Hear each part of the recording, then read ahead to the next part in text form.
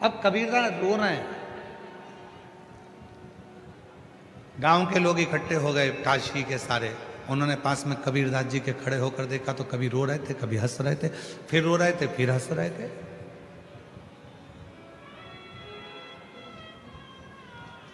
अरे कबीरा, कबीरा को हिलाया। क्या हुआ क्या? चलती चक्की देखी नहीं थी कभी जिंदगी में? कबीरदास जी ने कहा चक्की तो बहुत देखी थी, पर जो आज देखी वैसी कभी नहीं देखी थी। तो कहा आज चक्की में क्या देख लिया? कबीरदास जी बोले चक्की में देखा कि गेहूं के दाने अंदर जाते हैं और वो चक्की चलती है और सबको पीस कर आटा बना देती है। इसीलिए रो रहे हो? हाँ। तो फिर हंस क्यों रहे हो? कबीरदास जी कह रहे हैं हंस इसलिए रहा हूं कि उन दोनों चक्की के बीच में कीला लगा है। दाने चक्की के दोनों पार्टों में जाते हैं तो पिस कर आटा बन जाता है, और दाने जो कीले के पास में चिपक जाते हैं वो पिसते नहीं हैं, वो वैसे की वैसे ही रह जाते हैं। वो संसार के अंदर जो भी आया है, जिसने जन्म लिया है, वो संसार में, मोह में, माया में, काम में, लोभ में, तृष्णा में, वासना में, आसक्ति में सब दूर पिसाता जाएगा, पिसाता जाएगा। परिवार में, नातों में, रिश्तों में, कुटुंब में, कबीले में पिसाएगा और पिसाकर पूरा चूर चूर हो जाएगा। पर समझदारी उसी में है जो कीले के पास में आ गया। कीला कौन सा? तो कबीरदास जी ने तुरंत कहा वो ईश्वर, वो परमात्मा। और मेरे शंकर भगवान की शरणागति में, शिव की शरणागति उस कीले की तरह है। एक शिवलिंग का दर्शन करेंगे तो एक गोल पिंडी के रूप में है, और जो उसके दाने जब कीले के पास आ जाते हैं तो पिसाते नहीं हैं। जो परमात्मा की शरणागति में आ गया फिर वो संसार में कभी पिसाता नहीं है, वो बच जाता है। बच गया।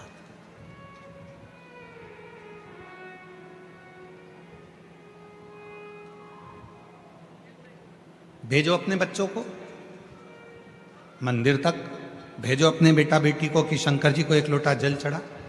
बेटियां कहेंगी मम्मी टाइम नहीं मिलता ऑफिस से, मम्मी पढ़ाई से, मम्मी इस काम से। पापा बेटे कहेंगे पापा टाइम नहीं है, मम्मी टाइम नहीं है। बेटा समझाओ, ठीक है, कुछ थोड़ा समय निकालो, थोड़ा।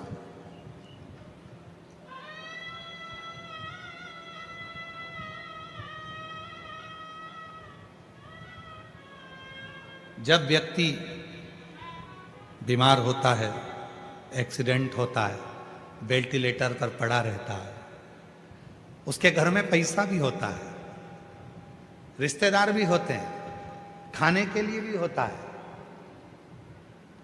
पैसे लगाने वाले अटैची भर के पैसे रखते हैं, डॉक्टर से कहते हैं तुम्हें जितना पैसा लगाना लगाओ, पर मेरे व्यक्ति को जिंदा कर दो, मेरे व्यक्ति को अच्छा कर दो। उसको जो लगे, मैं कर्जा कर लूंगी, कर्जा ले दूंगी, मैं अपनी रकम बेच दूंगी, मैं अपनी जायदाद बेच दूंगी, पर इसको अच्छा कर दो डॉक्टर साहब, इसको अच्छा कर दो। मकान गिरवे रख दिया, जमीन गिरवे रख दी, गहने गिरवे रख दिए, बच्चे दिन रात काम करते रहे उस व्यक्ति को ठीक करने के लिए। पर याद रखना, पैसा दवाई खरीद सकता है, पैसा पलंग खरीद सकता है हॉस्पिटल का, पैसा वेंटिलेटर खरीद सकता है, पर पैसा श्वास नहीं खरीद सकता। श्वास बढ़ाने की जवाबदारी तो वो प्राणपति परमात्मा भगवान शिव की ही है। धड़कने, श्वास कितनी देना है, कितनी प्रदान करना है, उसकी जवाबदारी उसकी है। पलंग खरीद लो, अच्छा हॉस्पिटल खरीद लो, अच्छे डॉक्टर खरीद लो, मुंबई से डॉक्टर बुलवा लो, तुम्हारी मर्जी पड़े तो सूरत से बुलवा लो, तुम्हारी मर्जी पड़े दिल्ली से बुलवा लो, विदेश से बुलवा लो, वो सब आएंगे, दवाई देंगे, खर्चा करेंगे, सब कुछ होगा। पर सब कुछ करने के बाद भी डॉक्टर कहेंगे कि उसके हाथ में कुछ है। हम मेहनत तो कर रहे हैं पर रिस्पॉन्स इतना मिल नहीं रहा।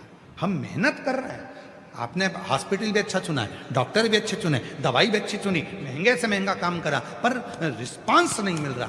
क्यों नहीं मिल रहा? क्योंकि उसने पैसा तो कमाया पर कभी पुण्य नहीं कमाया। यदि कभी पुण्य कमाया होता तो हॉस्पिटल में वो पुण्य काम आ जाता। थोड़ा सा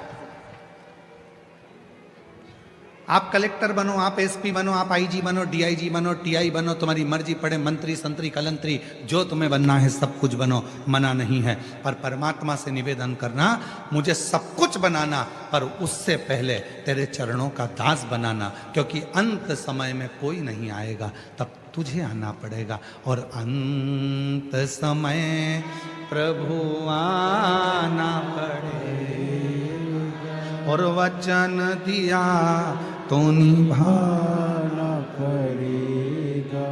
आए ना आए प्रभु कुटुंब कबीला, अंत समय प्रभु आना पड़ेगा, वचन दिया तो निभाना पड़ेगा, अंत समय प्रभु आना पड़ेगा। कौन आएगा अंत समय में? वेंटिलेटर के बाहर डॉक्टर कहेंगे आईसीयू में इतनी बजे से इतनी बजे तक मिलना, चलो बाहर जाओ, इतनी बजे आना, कमरे में कोई नहीं जाएगा, सब बाहर हो जाओ, रिश्तेदार बाहर, सब बाहर। याद रखना, उस वेंटिलेटर पर जब तुम्हारी अंतिम सांसें चल रही होगी, कोई पास नहीं आएगा, कोई नहीं। कौन आने? अभी हम यहां से आते हैं ना, इधर से, ये इधर से पुल के पार से, तो पुल चालू होता है, वहीं पर शमशान है, वही शमशान।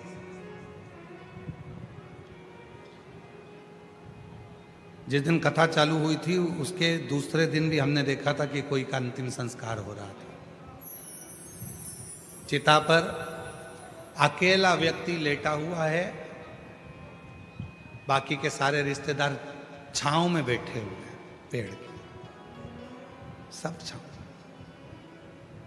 उसमें बेटा भी होगा, उसमें बेटी भी होगी, उसमें जमाई भी होगा, उसमें पति भी होगा, उसमें काका भी होगा, उसमें मामा भी होगा, उसमें रिश्तेदार भी होंगे। जो रिश्तेदार तुम्हारे धन के चक्कर में तुम्हें एक मिनट नहीं छोड़ते थे, आज वो तुम्हें चिता में लेटाकर छांव में पेड़ की बैठे हैं और बीड़ी सुलग कर बीड़ी धुनक रहे हैं। कुछ बेटे बेटे तंबाकू मल रहे थे और मुर्दा जल रहा था, चिता पे लेटा था और तंबाकू खा रहे थे। कुछ बैठ के गप्पे लगा रहे थे, मुर्दा, इसमें कोई मामा था, इसमें कोई काका था, इसमें कोई चाचा था, इसमें कोई भाई था, इसमें कोई पापा था, इसमें कोई काका था, इसमें कोई जमाई था, इसमें कोई बेटा था। जितने बैठे थे उसमें सब रिश्तेदार थे, पर अकेला चिता पर जल रहा था। उस समय पर कोई नहीं था, कोई नहीं। जब तन में उठेगी महादेव तेरी आखिरी श्वास में, वो आएगा। जब तन में उठेगी ज्वाला, आग लग रही है, कोई नहीं आ रहा पास में। जब तन में उठेगी ज्वाला, कोई पास ना आने वाला। किसी के पास टाइम नहीं है। आज के जमाने में सबके पास समय इतनी कमी हो गई कि मुर्दे को जलाना है तो भी मोटरसाइकिल साथ लेकर जाते हैं, कितनी जल्दी जलेगा, और वहां भी इंतजार करते, जल्दी करो जल्दी करो जल्दी करो जल्दी करो।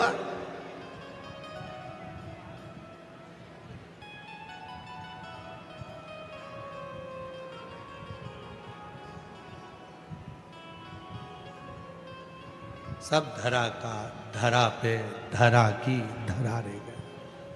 कौन है?